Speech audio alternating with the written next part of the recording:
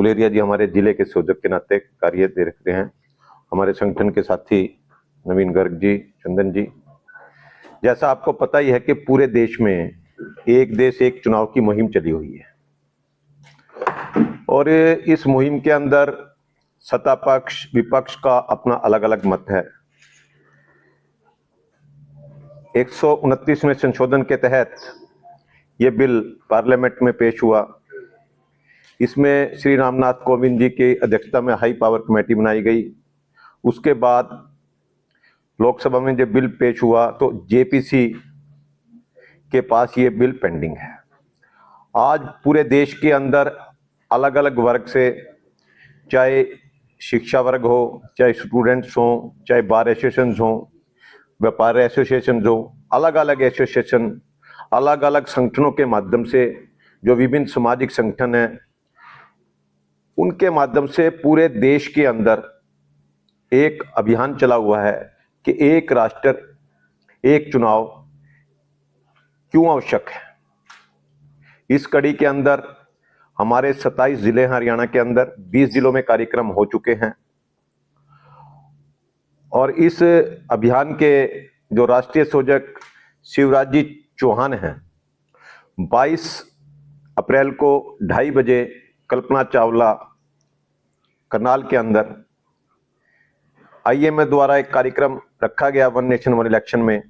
वे मुख्य अतिथि के रूप में और मुख्य वक्ता के रूप में रहने वाले हैं और इसी कड़ी के अंदर हम 2 मैराथन, एक पंचकुला में और एक गुरुग्राम में करने जा रहे हैं और अन्य लगभग 200 कार्यक्रम अभी तक वन नेशन वन इलेक्शन के हो चुके हैं। कल बार एसोसिएशन पंचकुला का भी एक कार्यक्रम था, उन्होंने भी एक प्रस्ताव पारित करके दिया है। इसी प्रकार जितनी जिला परिषद हैं, जितने नगर निगम हैं, जितनी नगर पालिकाएं हैं, सब अपना अपना रेजुलेशन पास करके वन नेशन वन इलेक्शन के बारे में दे रहे हैं।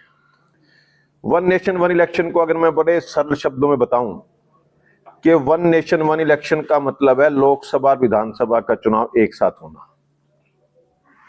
और हरियाणा के अंदर तो 1991 और 1996 के अंदर लोकसभा और विधानसभा के चुनाव एक साथ पहले हो चुके।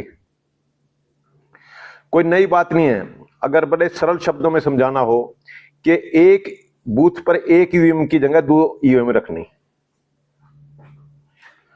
हरियाणा का मतदाता तो इतना परिपक्व मतदाता है कि अब जब हम पंचायत का चुनाव होते हैं, चाहे मेंबर पंचायत हो, चाहे ब्लॉक समिति हो, जिला परिषद हो, सरपंच का चुनाव, उनका एक ही दिन वोट करता था, अब तो 2 दिन का समय रख दिया। तो कहने का मेरा अभिप्राय है कि one nation one election, Haryana के अंदर तो 3 महीने का ही डिफरेंस है लोकसभा और विधानसभा के चुनाव में। अरोज के चुनाव से जनता भी दिक्कत में आ गई, परसेंटेज ऑफ वोट भी घट रहा है और इसके साथ साथ जो आदर्श आचार संहिता लगती है हरियाणा के अंदर, तो आपने देखा नायब सैनी जी को सिर्फ 54 दिन मिले।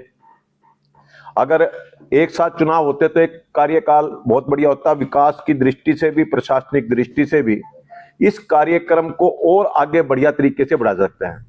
अगर ज्यादा समय मिलेगा, मैं एक बात आपके सामने बड़े खुले शब्दों में रख रहा हूं। इस वन नेशन वन इलेक्शन से बीजेपी का कितना लाभ होगा, कितना नुकसान होगा, ये भविष्य गर्भ में है। विपक्ष को कितना लाभ होगा, कितना नुकसान होगा, ये भी भविष्य गर्भ में है। लेकिन एक बात बिल्कुल तय है कि वन नेशन वन इलेक्शन से इस देश को सीधा सीधा लाभ होगा। देश का आर्थिक लाभ भी होगा, देश का प्रशासनिक लाभ भी होगा और देश के अंदर जो विकास की गति है उसके अंदर भी स्पीड बनेगी। अगर मैं डिटेल में बात करूं, एक वोटर लिस्ट से ही काम चलने वाला है। जो हमारा पुलिस का अमला जमा है वो भी एक ही बार में काम चल जाएगा। जिनकी ड्यूटी लगती है प्रिजाइडिंग ऑफिसर्स की, और बहुत सिस्टम है, उस सिस्टम को बड़े सुचारू रूप से करने के लिए वन नेशन वन इलेक्शन इस देश की जरूरत है।